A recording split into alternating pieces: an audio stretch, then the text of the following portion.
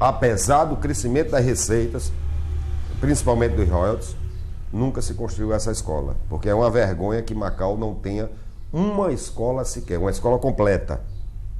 O que nós temos são agrupamentos de salas de aula.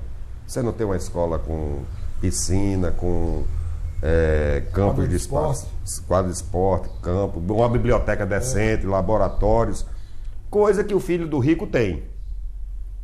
Eu garanto que nenhum filho dos prefeitos que passaram ultimamente vão para a escola pública, vão para a escola particular, porque tem tudo isso, tá? Isso faz parte do jogo da elite contra as classes trabalhadoras, tá? E eu sempre defendi, sempre lutei para que Macau, que tem condições de sobra, oferecesse aos filhos do pobre uma educação digna, uma escola digna, que ele merece e que Macau tem condições de dar, independente de ajuda de governo estadual ou governo federal. Então o quadro político é um meio desalentador por conta dessa mensaleiros, sanguessugas. Agora, mais desalentador ainda, em função do comportamento do eleitor. Tá? Nas grandes capitais não existe.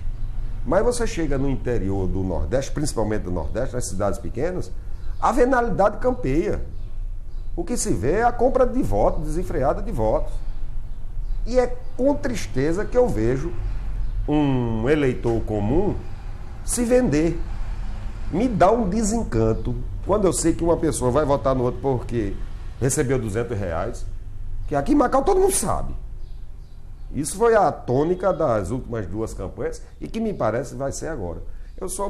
Eu recebi, você sabe que eu tenho um blog, eu recebi hoje uma notícia que tinha um bocado de prestadores de serviços e pessoas que fornecedores da prefeitura que estavam sendo chamados para que a prefeitura quitasse as dívidas e estavam sendo pressionados a votar em determinado candidato, que eu não sei se isso é verdade. Tá? Mas é uma prática absurda, por uma razão muito simples. Você que é eleitor, quando chegar um candidato te oferecendo alguma coisa em troca de teu voto, lembre-se de 2 coisas. Ele está querendo te tratar como uma reis, uma vaca, um bezerro, um burro, um jumento, tá? E está usando o dinheiro que é seu. Você que se vende está sendo 2 vezes burro. Primeiro porque vende a sua consciência, a sua alma e, pior, vende o futuro da sua família, o futuro da sua cidade, o futuro dos seus amigos e é pago com o dinheiro que lhe pertence. O que é um absurdo sem fim. Mas o mais grave é que as pessoas não entendem que na hora que você vende seu voto, está vendendo o futuro. Tá?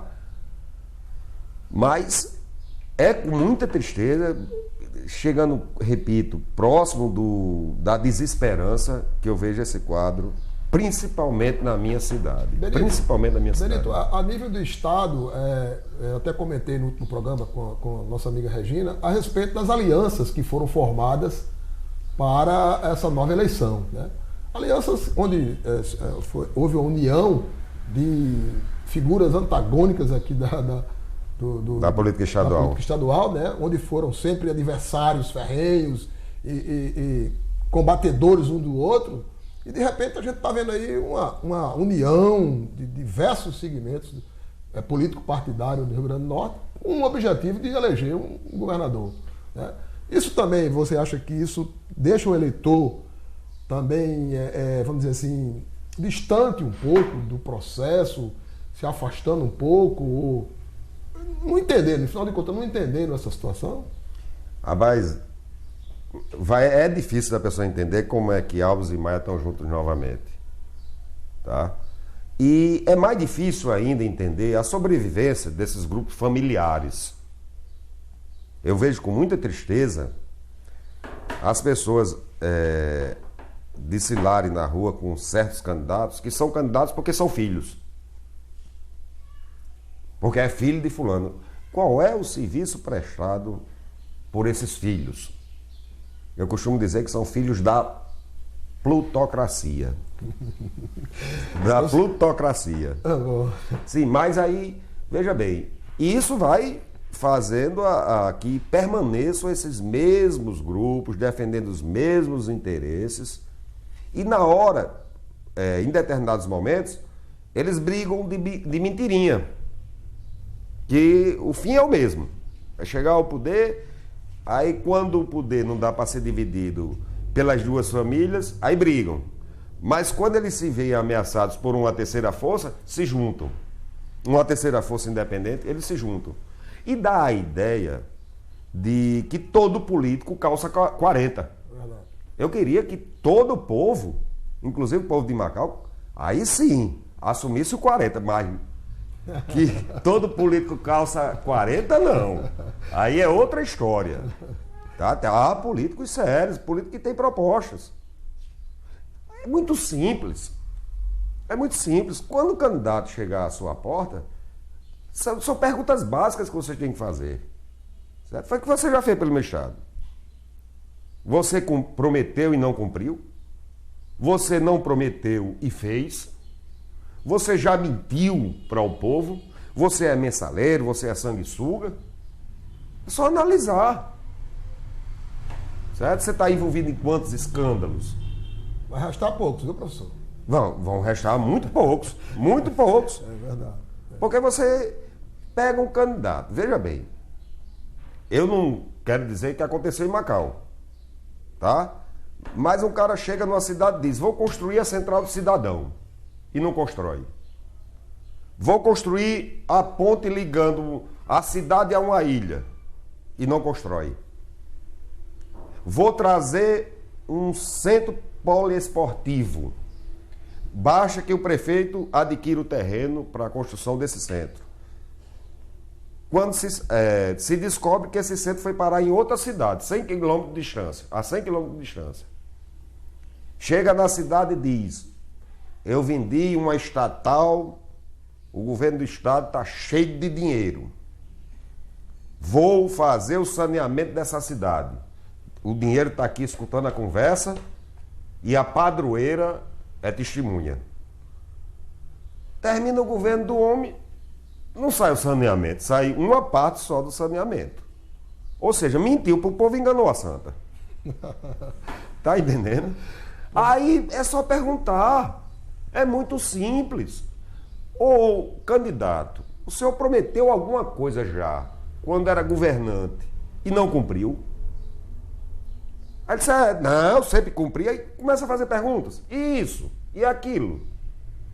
Você está entendendo? É diferente de um político que chega, é candidato, não promete absolutamente nada, aí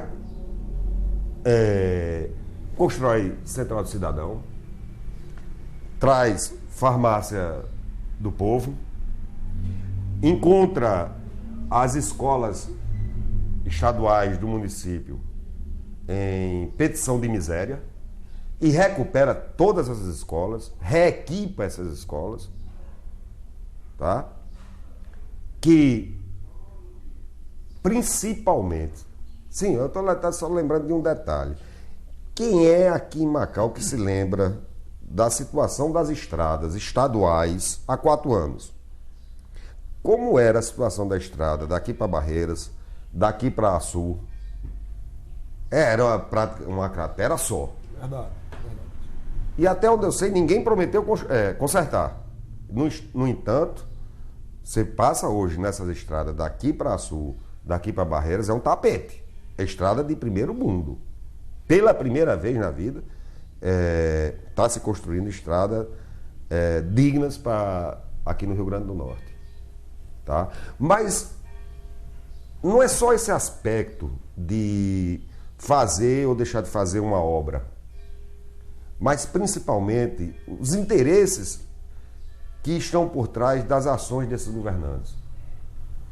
Eu sou socialista, sempre, todo mundo sabe que eu sou socialista, sempre defendi os trabalhadores, sempre estive na luta dos pescadores, como você também esteve lá, ajudando os pescadores, os poceiros, tá?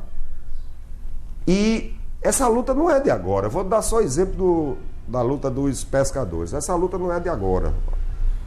Existe uma situação absurda em Macau, que é a situação da propriedade e posse das terras, que estão à disposição da antiga CCN, da CIRN, hoje Salinó e Alcanorte, sei lá, uma coisa assim. E sempre se lutou, junto aos governantes, para desapropriar aquela terra. O governo anterior nunca esboçou nenhum movimento no sentido de atender reivindicações populares dos trabalhadores. E o atual governo, quando tomou conhecimento da situação, de imediato mandou desaproprie.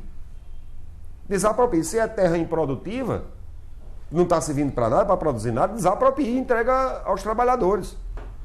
Para você ver a diferença. Tem gente que tem medo de poderoso, de gente que... Ora, se são essas pessoas que financiam as campanhas, tem medo de gente rica. E o atual governo não, enfrenta para defender os interesses dos trabalhadores, dos operários. É um governo que nunca temeu, nunca baixou a cabeça diante de um poderoso, de um rico, de um milionário. Os outros não, fazem aliança e se acovardam quando os interesses populares estão em jogo. Ficam sempre ao lado dos mais poderosos. Olha, eu só quero fazer agora um pequeno intervalo para a gente continuar aqui, mas quero dizer o seguinte, aquilo que o Benito falou daquela cidade, né? Qualquer semelhança é pura coincidência, viu? Nós vamos dar um intervalozinho e voltamos já aqui com o professor Benito.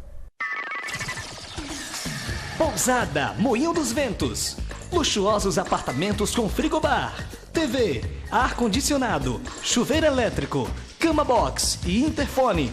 E todo o conforto que você merece. Preços acessíveis. Pousada Moinho dos Ventos, no centro de Macau. Fone 3521-1478. Pousada Moinho dos Ventos, recebendo hóspedes e fazendo amigos.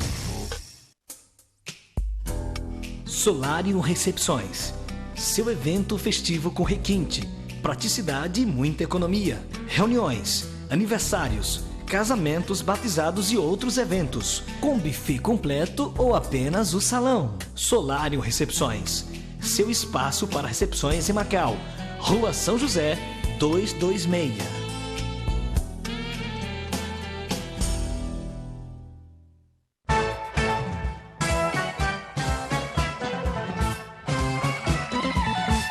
Voltando aqui o programa Sinal Aberto, vamos continuar aqui com esse bate-papo aqui com o professor Benito Barros. Professor, no ano de 2001, você publicou a segunda edição de um livro que você fez, que é o Macauísmo, né? Um livro aí realmente que a gente recomenda para quem não viu ainda, mas eu acredito que todo macauense já tenha conhecimento e tenha lido esse livro.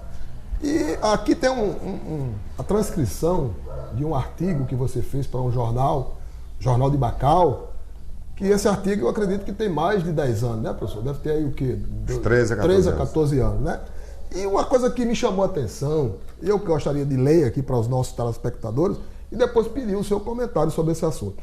Eu vou tirar aqui o óculos, porque a idade já está meia... Bom, o artigo começa, mas aqui no seu final, uma coisa que me chamou a atenção. Diz o seguinte: como eu tenho a mais absoluta certeza de que vou pretinho para o inferno e que não vou me deixar passar nem de raspão pelo céu, eu aproveito para fazer daqui mesmo um pedido. Mãe Gordinha, fala para ela o seguinte: mulher, aliás, está aqui assim, Mãe Gordinha, já que a senhora está pertinho de Nossa Senhora dos Navegantes, fala para ela o seguinte: mulher, esquece um pouco o que estão fazendo com a tua festa. Seja um pouquinho mais benevolente e menos vingativa. E ajude aquela cidade e aquele povo. O estado em que se encontra só pode ser castigo seu. Minha Senhora dos Navegantes, eu sei que não merece. Mas atenda este pedido do meu filho Benito. Se a senhora fizer isso, Mãe Gordinha, tenho certeza que ela vai atender. Não por mim, mas pela senhora. E vai botar um pouco de ordem na esculhambação atual. Primeiro, eu só queria fazer aqui o seguinte: Mãe Gordinha... Ainda tem um restinho. Pouco da esculhambação atual. Eu, de minha parte, prometo deixar de lado um pouquinho esse negócio de ser ateus e dizer com toda sinceridade: Deus abençoe a senhora. Benito, Mãe Gordinha era uma pessoa que faleceu, que era muito querida de vocês aqui, da sua família, né? É bom a gente colocar por que Mãe Gordinha. Mas você explica aí. Benito, na realidade foi quem nos criou, né? Isso que você escreveu faz 13 anos, Benito. Você acha que isso prevalece atualmente? Permanece isso valendo? Esse pedido da Nossa Senhora dos Navegantes? Já inclusive que nós estamos agora na festa dos navegantes, né? Vamos ter agora no dia 15 a comemoração do Dia da Nossa Senhora dos Navegantes. Esse pedido ainda estaria atual nos dias de hoje? Olha, se eu não fosse ateu, eu acreditaria que Mãe Gordinha tenha feito o pedido, mas existe tanta coisa ruim na nossa cidade que essa súplica que eu fiz há 13 anos continua atual.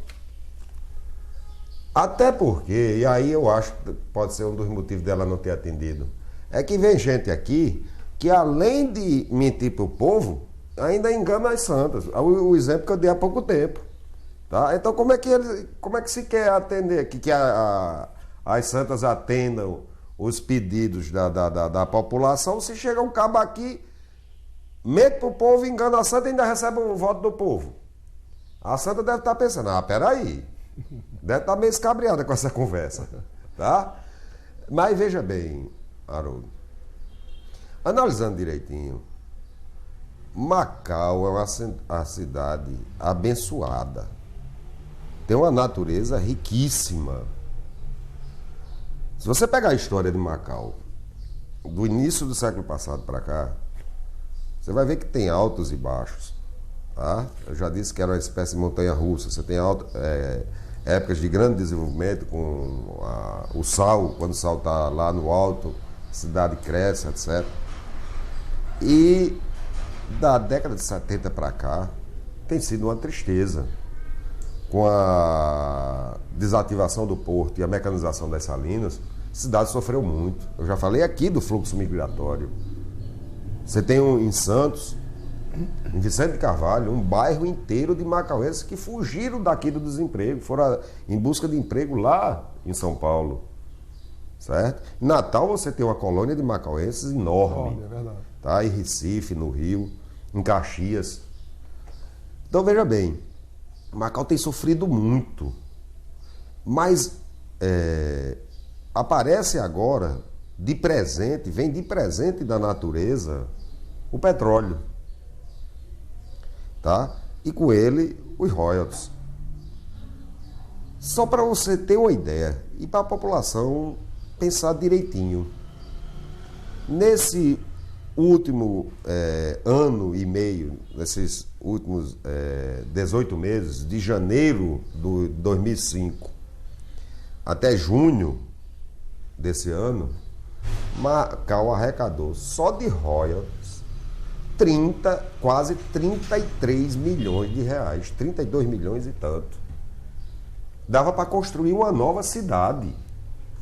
Você era para ter aqui em Macau, eu estou falando só nesses últimos 18 meses, um pronto-socorro de primeiro mundo, uma escola de primeiro mundo, uma assistência à saúde, à educação, o diabo a quatro de primeiro mundo.